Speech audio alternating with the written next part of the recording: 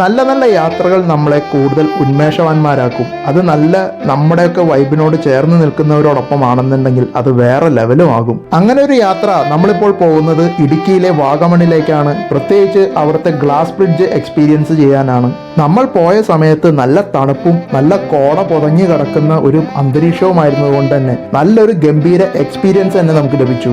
വാഗമണിലെ adventure പാർക്കിലാണ് ഈ ഒരു glass sky വാക്ക് സ്ഥിതി ചെയ്യുന്നത്. അവിടെ ഈ ഗ്ലാസ് ബ്രിഡ്ജ് മാത്രമല്ല വേറെ ഒരുപാട് അഡ്വഞ്ചർ ആക്ടിവിറ്റീസ് ഒക്കെ അവൈലബിൾ ആണ്.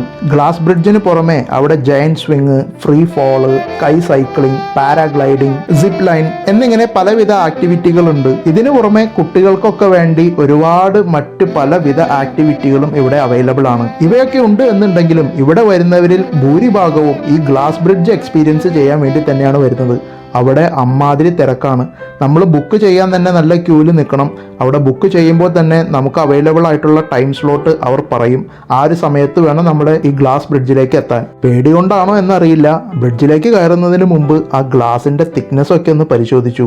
ഏകദേശം ഞാൻ മനസ്സിലാക്കുന്നത് 12 mm 2 layer tough and glass ആണ് ഈ ഒരു ബ്രിഡ്ജിന് ഉപയോഗിച്ചിരിക്കുന്നത്. നമ്മൾ പോയ സമയത്ത് ഒരു ചെറിയ ചാറ്റൽ മഴയൊക്കെ ഉള്ളതുകൊണ്ടും ഗ്ലാസ് ബ്രിഡ്ജ് നനഞ്ഞു കിടക്കുന്നത് കൊണ്ടും അല്പം വഴുക്കൽ ഉള്ളത് കൊണ്ടും ചെറിയൊരു ഭയം ഇല്ലാതെയും ഇരുന്നില്ല. നല്ല പച്ചപ്പും കോടമഞ്ഞും പുതഞ്ഞു കിടക്കുന്ന പ്രകൃതിയിൽ നിന്നും ഒരു കൈ നീണ്ടു നിൽക്കുന്നത് പോലെ ഒരു കാൻഡിലിവർ ഗ്ലാസ് ബ്രിഡ്ജ് ഇങ്ങനെ ആകാശത്തേക്ക് നീണ്ടു നിൽക്കുന്നതും പിന്നെ അതിന് സപ്പോർട്ട് ചെയ്യാനായി നീണ്ടു നിൽക്കുന്ന ഈ ഇരുമ്പ് വടങ്ങളും കാര്യങ്ങളും ഒക്കെ കാണുമ്പോൾ ഫൈനൽ ഡെസ്റ്റിനേഷൻ സിനിമ ഓർമ്മ വരുന്നത് എനിക്ക് മാത്രമാണോ എന്നുള്ളതാണ് എൻ്റെ സംശയം. ആദ്യമായി ഇതിന് മുകളിൽ എത്തുന്നവർക്ക് വളരെ പതുക്കെ ആ കൈവിരിയൊക്കെ പിടിച്ചു മാത്രമേ ഇതിലൂടെ നടക്കാൻ സാധിക്കുകയുള്ളൂ. വളരെ ഒരു ധൈര്യശാലി എന്ന് പറഞ്ഞ് കയറിയ ഒരു ചേട്ടനും പാലത്തിന് നടുക്കെത്തിയപ്പോഴേക്കും ഒന്ന് ചെറുതായിട്ട് കിടുങ്ങുന്നത് ഞാൻ ശ്രദ്ധിച്ചു. ഈ സ്കൈ വാക്കിന്റെ അങ്ങ് അറ്റത്തെത്തുമ്പോൾ നമുക്ക് കിട്ടുന്ന അനുഭൂതി എന്ന് പറയുന്നത് പറഞ്ഞറിയിക്കാൻ വയ്യാത്തതാണ്. നമ്മൾ ഭൂമിയുമായി യാതൊരുവിധ ടച്ചുമില്ലാതെ അങ്ങനെ ആകാശത്ത് ഫ്ലോട്ടഡ് ആയിട്ട് നിൽക്കുന്ന ഒരു അനുഭവം നമുക്കുണ്ടാകും. അതുകൊണ്ട് തന്നെ നിങ്ങൾ ഒരു തവണയെങ്കിലും ഇത് എക്സ്പീരിയൻസ് ചെയ്തിരിക്കേണ്ട ഒരു ഗംഭീര സംഭവം തന്നെയാണ്. ഈ അഡ്വഞ്ചർ പാർക്കിലെ ഏറ്റവും സാഹസികത നിറഞ്ഞ ആക്ടിവിറ്റി എന്ന് പറയുന്നത് തീർച്ചയായിട്ടും ഈ ഒരു പാരാഗ്ലൈഡിംഗ് തന്നെയാണ്. മറ്റു റൈഡുകളെ കമ്പയർ ചെയ്യുമ്പോൾ ഈ പാരാഗ്ലൈഡിംഗ് അല്പം എക്സ്പെൻസീവും ആണ്.